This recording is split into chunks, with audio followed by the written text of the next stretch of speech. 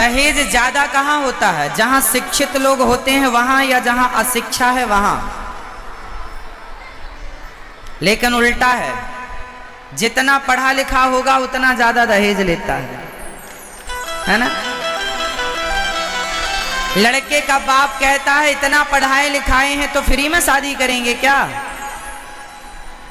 तो ये बताओ, आप लोग अपने बेटों को बेच देते हो या नहीं? ये बेचना ही तो है भाई। 50 लाख में मेरा बेटा, बोली लगती है। कोई 30 लाख में आया और कोई 35 में आ गया, 30 वाले को खारिज कर दिया, 35 वाले से विवाह कर दिया। भरे बाजार में आप अपने बेटों को बेच देते हैं और बाद में कहते हैं कि बहू सेवा नहीं करती। अरे जब बहू तुमने लाई ही नहीं, तुमने तो खरीदा है। बहू ने, तुम्हारी बेटी, तुम्हारी बहू ने तुम्हारे पति को 40 लाख, 50 लाख, 10 लाख में खरीद लिया, वो सेवा थोड़ी करेगी तुम्हारी। हमारे यहां होता है समधि, हमारे यहां होता है संबंध। क्या होता है?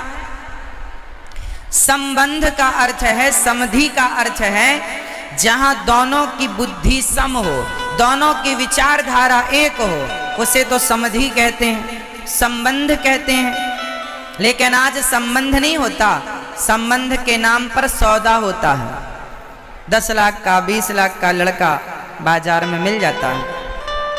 क्यों जी? और फिर सास कहती है बहू से तुम मेरी सेवा करो। किस भाव से सेवा करे वो? तुमने भाव छोड़ा ही नहीं, खूब मुंह फाड़ फाड़ के मांग लिया। अब कैसे सेवा करेगी वो? क्यों?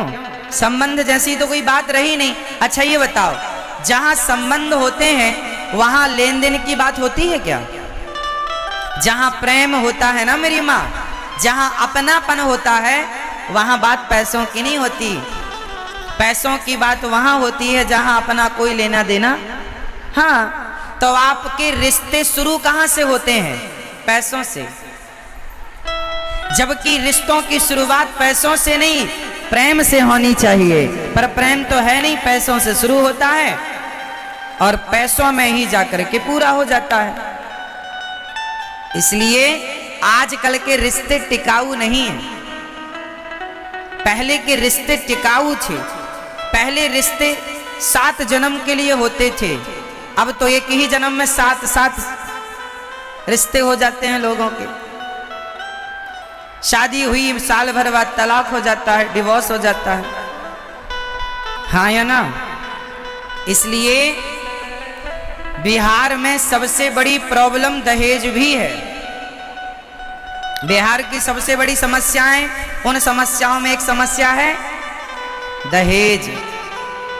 इसलिए मैं आप लोगों से प्रार्थना करता हूं कि दहेज जैसी बीमारी से, अरे अपने बेटों को इतना लायक बनाओ, अपने बेटों को इतना योग्य बनाओ कि आपकी योग्यता के आगे सब फीका पड़ जाए और आपको किसी के सामने हाथ फैलाने की जरूरत ही ना पड़े कि तुम हमें ये दे दो, वो दे दो। इसमें लड़कों की गलती कम, लड़कों के पिताओं की बाप की गलती ज्यादा। अच्छा एक बात बताओ, भिखारी किसे कहते हैं?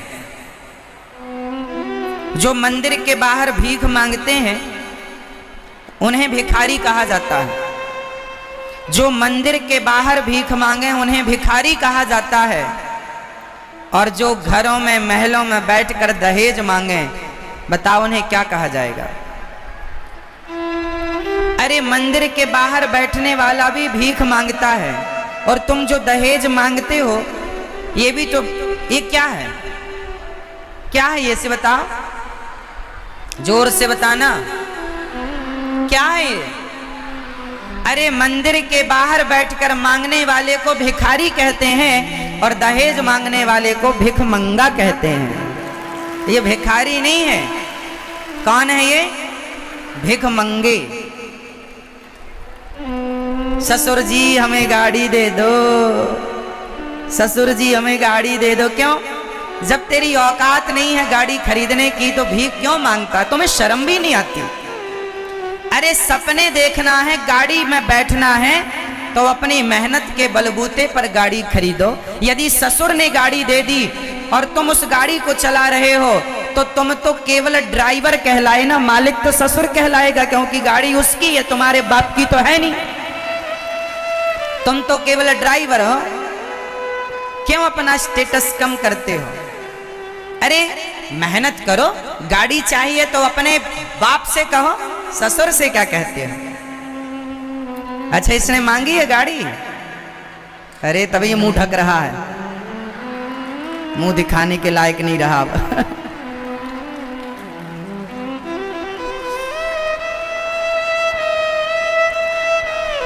इसलिए जितना लड़की का बाप बेचारा खेत जमीन जायदाद बेच बेच के दहेज देता है, बिहार की तरक्की में कहीं ना कहीं ये दहेज भी रोड़ा बन के खड़ा है। इसलिए ये दहेज अच्छी बात नहीं है। अपने बच्चों को योग्य बनाओ। मांगे से मरना भला, मत मांगो कोई भीख, बिन मांगे मोती मिले, यह सतगुरु की सीख।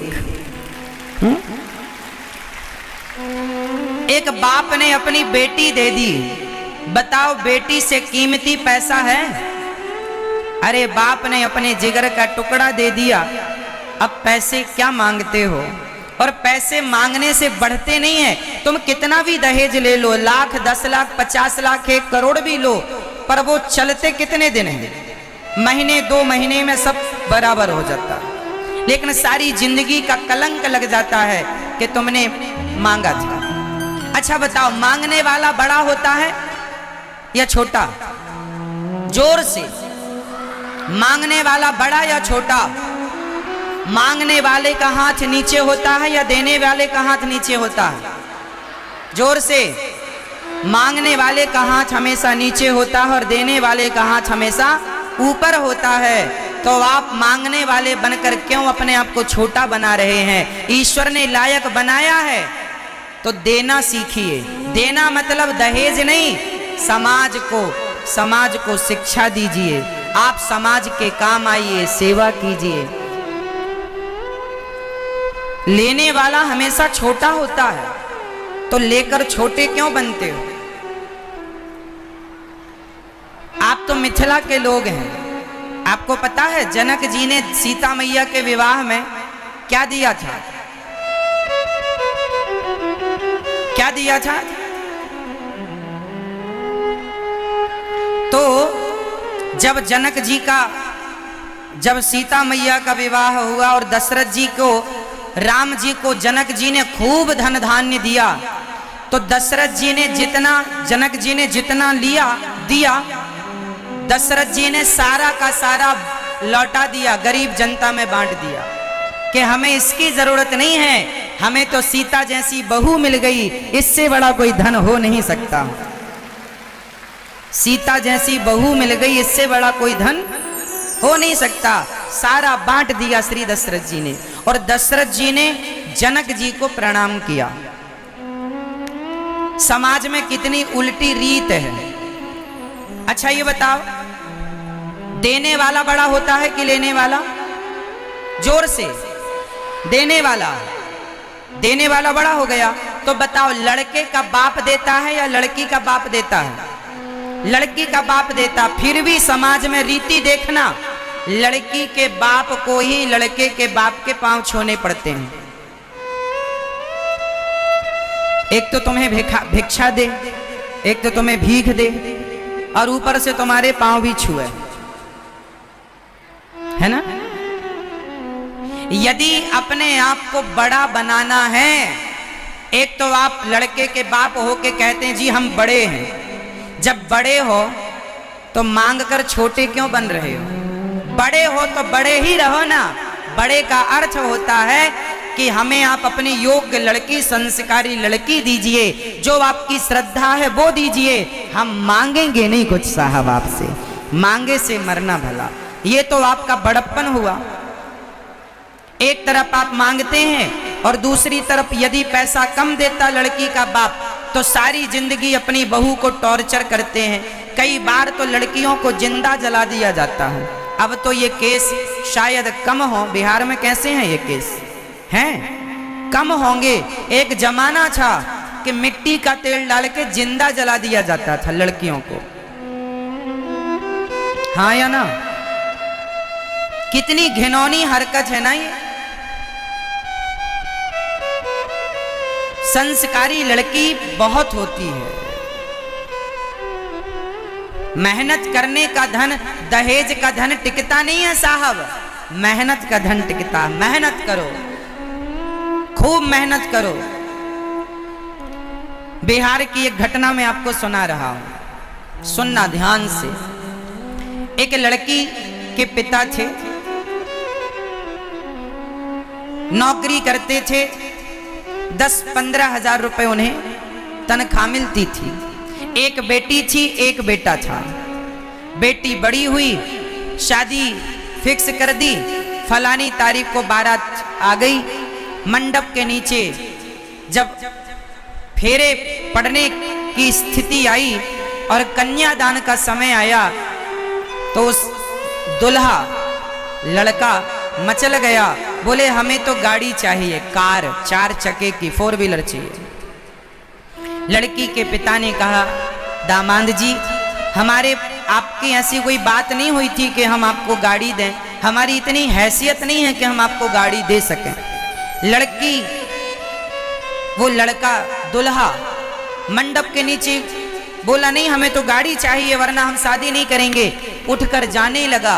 लड़की के पिता ने सोचा कि राम राम, समाज में बड़ी थू-थू हो जाएगी, बड़ा नाम बदनाम हो जाएगा कि बेटी का विवाह मंडप के नीचे से रुक गया। समाज में फिर हमारी बेटी का विवाह नहीं होगा। बेचारा सीधा साधा भोला भाला बाप था। बेटी के लिए क्या नहीं करता बाप। उसने बेचारे ने अपना, उसके पास कुछ नहीं था, जमीन जायदाद 15-20 हजार की जो नौकरी थी उस पर निर्भर था। उसका एक घर था।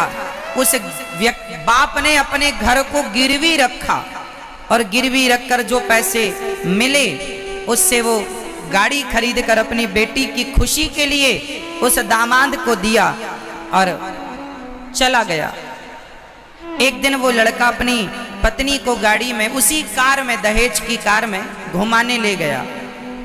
सामने बड़ी तेज गाड़ी चला। दहेज की गाड़ियां भी ना बड़ी तेज चलाते हैं लड़के। तेज चला रहा, लड़की समझाए धीरे चलो, धीरे चलो, धीरे चलो। ओह, तेज चलाए जा रहा, तेज चलाए जा रहा। सामने एक मंदिर में भंडारा था।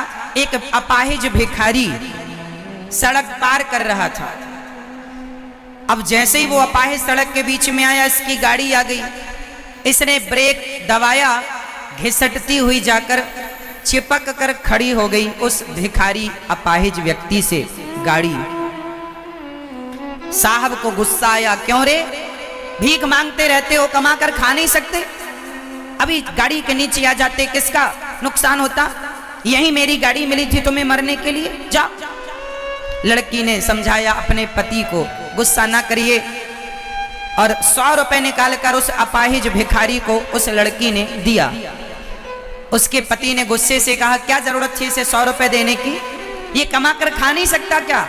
तब उस लड़की ने मुस्कुराते हुए अपने पति से कहा, स्वामी जी ये तो अपाहिज है, इसका तो भीख मांगना मजबूरी है, क्योंकि अपाहिज है, पांव टूटा है एक।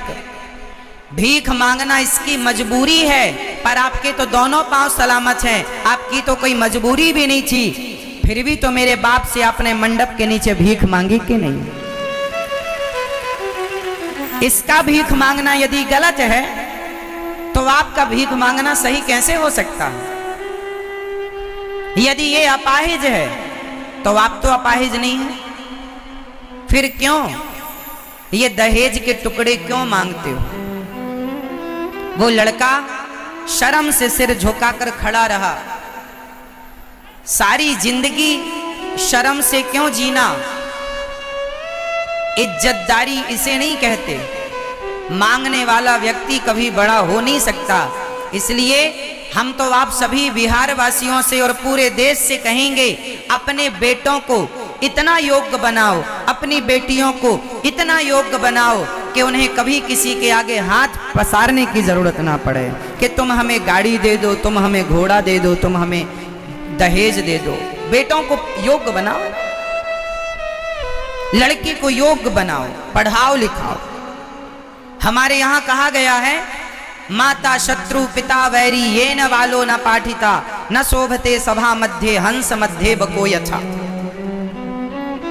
समाज में कुछ लोग वेद पुराणों को, शास्त्रों को बदनाम करते हैं। लोग कहते हैं कि वेद पुराणों ने नारियों को पढ़ने की इजाजत नहीं दी।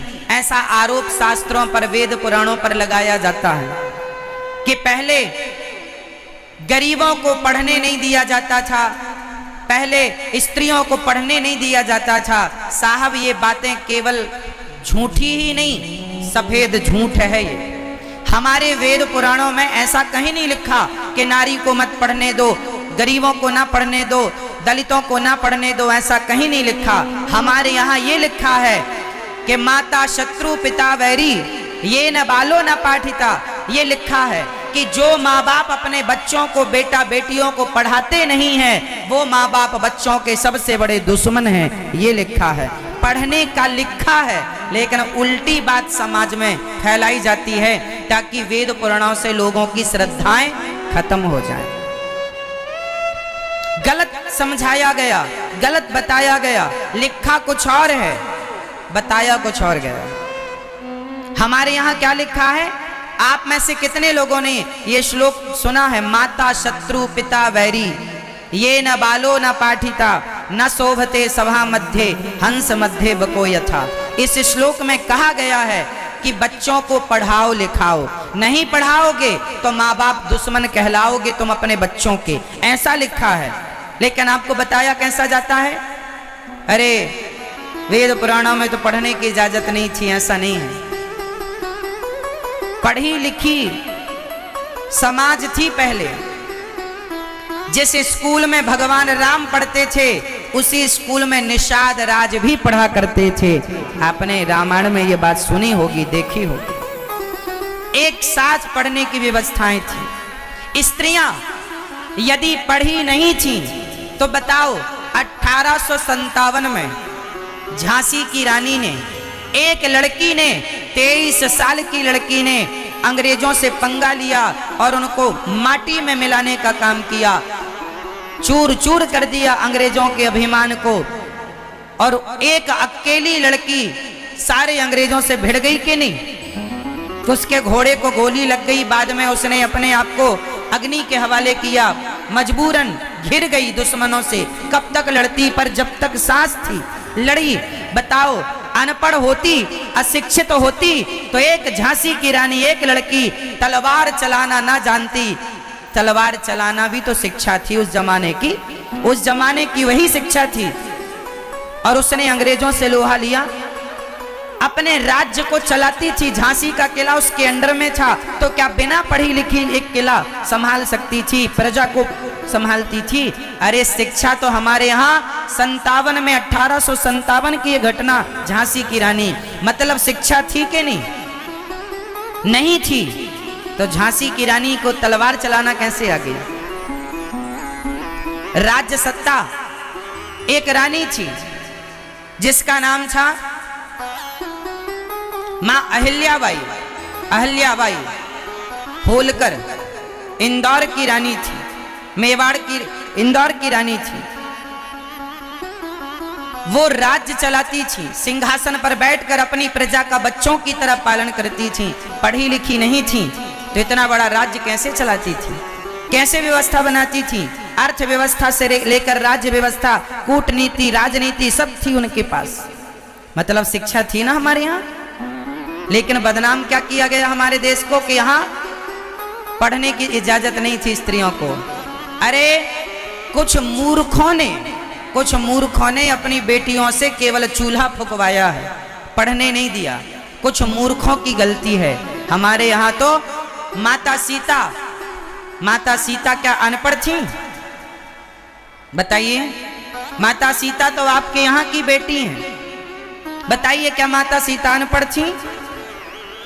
पढ़ी लिखी थी। क्या अनपढ़ स्त्री?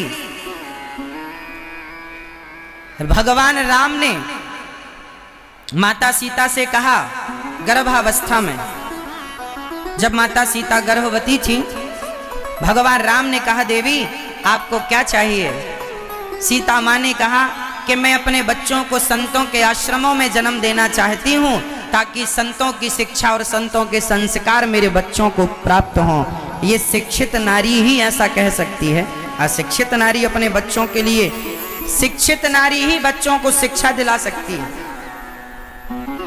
आज तो हमारा देश जाग गया है, सब लोग अपने बच्चों को पढ़ाते लिखाते हैं, और पढ़ाओ, अच्छे से अच्छा पढ़ाओ।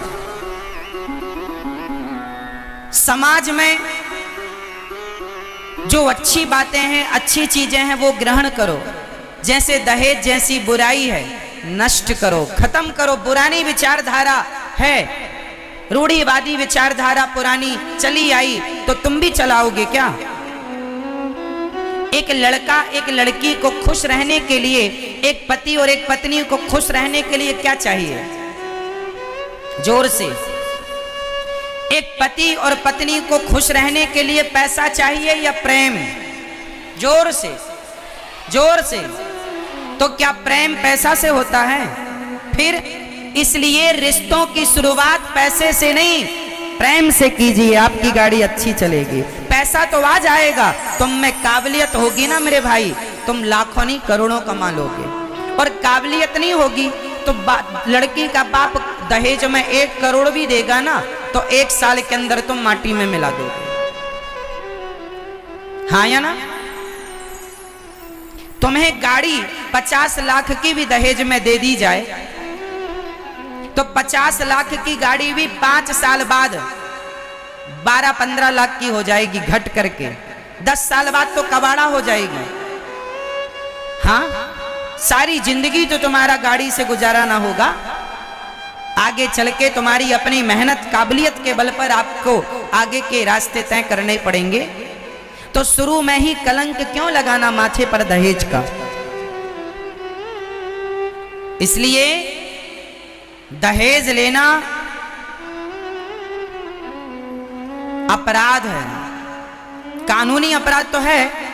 पाप इसलिए है कि लड़की का बाप दहेज दे तो देता है, जमीन जायदाद गिरवी रखकर बेचकर बाद में सारी जिंदगी चुका चुका के बेचारा मर जाता है। तो आज से कितने लोग इस दहेज जैसी बीमारी से बचेंगे? लड़की का बाप जो दे दे रख लो, खुशी से रख लो, जो खुशी से दे, मांगो मत। बताओ मांगना सही है या गलत? जोर से, और जोर से बताओ। कुछ लोग नहीं बोल रहे हैं, मतलब तुम लेने के चक्कर में हो। और यदि तुमने दहेज लिया तो फिर अपने घर के बाहर लिखवा लेना, भिखमंगे का घर यही है। हाँ, ना लिखवाओगे तो हम सपने में आके कहेंगे तुम्हें भिखमंगा। दहेज मत लेना, अपने बेटे के लिए योग्य लड़की देखना। और अब ये बात सबके लिए है, लड़के के बाप के लिए, लड़की के बाप के लिए, सारे देश के लिए ये बातें हैं।